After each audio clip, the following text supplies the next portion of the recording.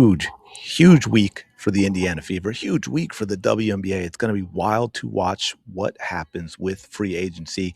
Is it going to be like some depends on the day. Sometimes I suspect a lot of players are just going to stay home because of the craziness and the fact that they just don't know what rosters are going to look like.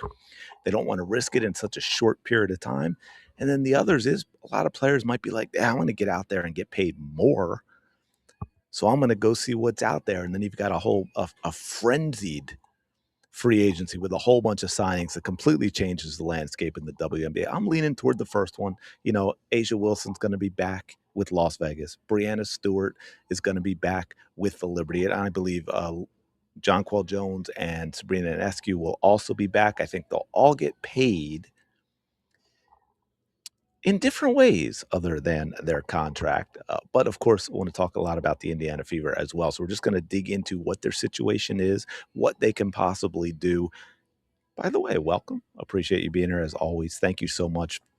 Appreciate all of your support. Real quick, because I saw in my Happy Easter thing, people were asking who the 19 is. So real quick, the 19 goes way, way back to when I made some criticism of Angel Reese as an athlete, just as someone who trains athletes and what I'm looking at it and talking about how her awkwardness and how she moves.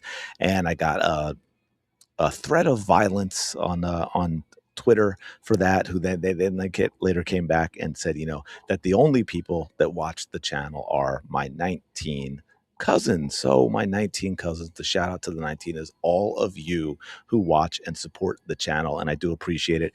Last thing, comment, subscribe. BDP, Ben Daniel podcast, let me know. He sent me a screenshot of what it looks like because I had no idea what it is. He kind of mentioned it to me.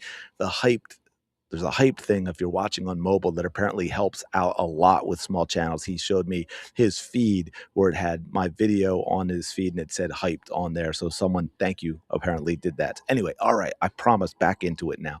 So we have a lot to talk about with the Fever. So let's break it down. Okay, here's the reality right now. The only three players currently under contract. That is right. They have three players under contract: Caitlin Clark, Aaliyah Boston, and Michaela Timpson. And that Aaliyah Boston number could change dramatically. But as you see, you put the three of them together, just under 1.4 million, leaving just over 5.6 million under the cap. For those who don't know yet, they must roster 12. They're no longer allowed to roster 11 to save money from the cap. Must roster 12. As it mentions here, Boston with the new epic thing in the CBA because of her making all WNBA. She could sign a 3-year max extension. That would make that 574,000 be 1.19 million this year, which of course would change the cap dramatically. And then if they are going to be bringing back Kelsey Mitchell, she is Supermax eligible. If they were to sign her for that, that is $1.4 million. So I think we all assume, and we're going to work under that Kelsey Mitchell is coming back to the Indiana Fever. So let's assume she is re-signed for a Supermax deal. So this takes the Fever down to about $5.2 million over $4.2 million left, right? That makes it about 2.8 for Clark, Boston, Timpson, and Kelsey Mitchell. Okay. That would leave them 4.2 million left for 8 players, right?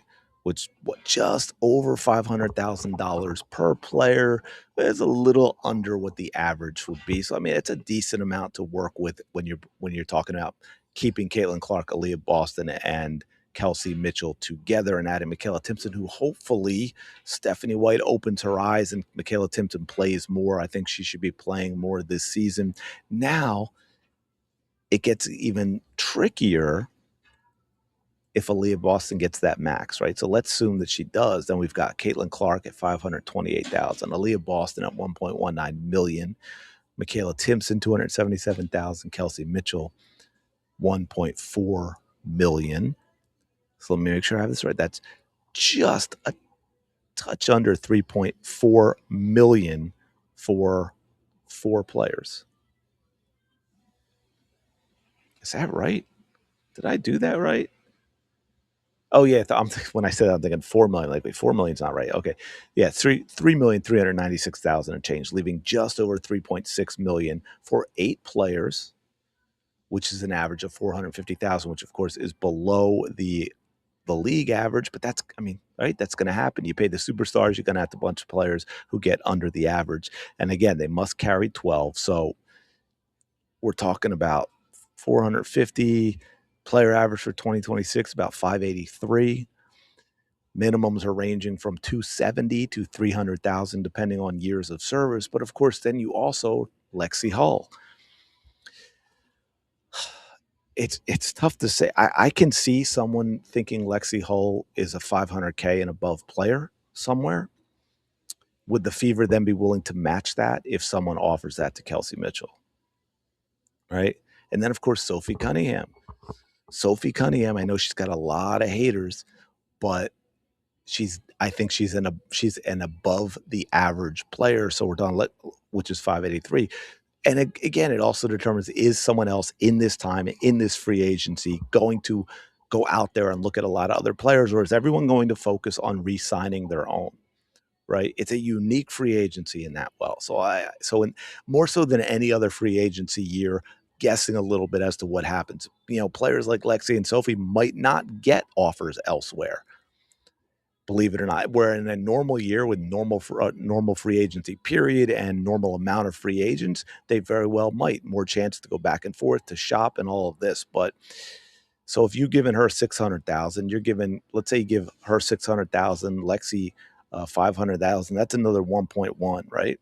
So now you have 2.5 million. You have 2.5 million left for 6 players, again, under the 500,000 match. So it's going to be interesting. Then the one wild card in all of this is, do the Indiana Fever try and make a splash in free agency? Do they have someone, right?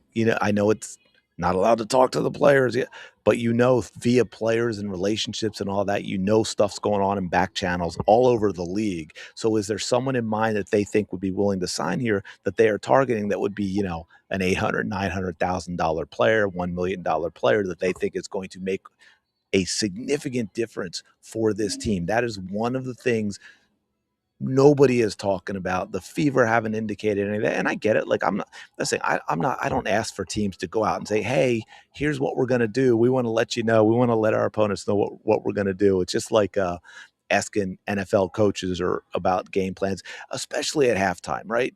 Well, you did this, this, and this. What are you looking to do in the second half? Well, I'm looking to not tell you in the interview on national TV so that the other team on the sideline doesn't know what I'm about to do. Can we please, quick digression, apologize, but it's pet peeve of mine. Can we please get rid of all these damn interviews with coaches and players during the event? I swear it just seems like a jobs program, because I do not know a single fan that likes any of these interviews. Just stop it. Anyway, last thing I want to give you, for those who weren't sure, didn't realize this. Now, look, Dewana Bonner's on here because she played, so we'll take her off. Taking Dewana Bonner off this list, 17 other players played for the Indiana Fever last year. Now, we know Chloe Bibby is gone, so that makes 16. Again, you got Michaela, Caitlin, Aaliyah, Kelsey. That's 4, so you have 8 left, right? Again, unless something crazy happens, Lexi Hull is back. That's 5. You have 7 left. Sydney Colson may very well be retired, with the way her season ended with that injury and how long she's been in the league, right? But we've got Damiris Dantas, who I still think is way better than she played last year. I don't think Stephanie White gave her really the minutes that she needed and in the positions that she needed, because she always goes and lights it up overseas and with the national team. We've seen what she can do. She's utterly destroyed Alyssa Thomas. That was fun to watch, Bree Hall, Natasha Howard. No one's talking about Natasha Howard. It'll be interesting to see if they bring her back and what they would pay her, because she is not getting any younger. She is not the type of player to play with Caitlin Clark. Kyra Lambert, Erin McDonald, also injured, right? Big position to fill. Backup point guard to Caitlin Clark. Shea Petty, another guard, right? Ariel Powers, another guard. Odyssey Sims, another guard. A lot of guards on this, although they've got Sophie listed as a guard, which, yeah, I guess she is, but she seems to play a lot of three, a lot of small forward on this team. So it's really gonna be interesting. I will be doing videos on this, of course. I got some other stuff coming that I want to talk about as we go into this probably the wildest, potentially the wildest week in WNBA history that could actually ended up being the biggest dud since everyone stays home. Let me know your thoughts. Comment below. Smash the like button, subscribe. Hype apparently is a new thing. YouTube's got a long list of things for me to ask you to do. I appreciate all of it.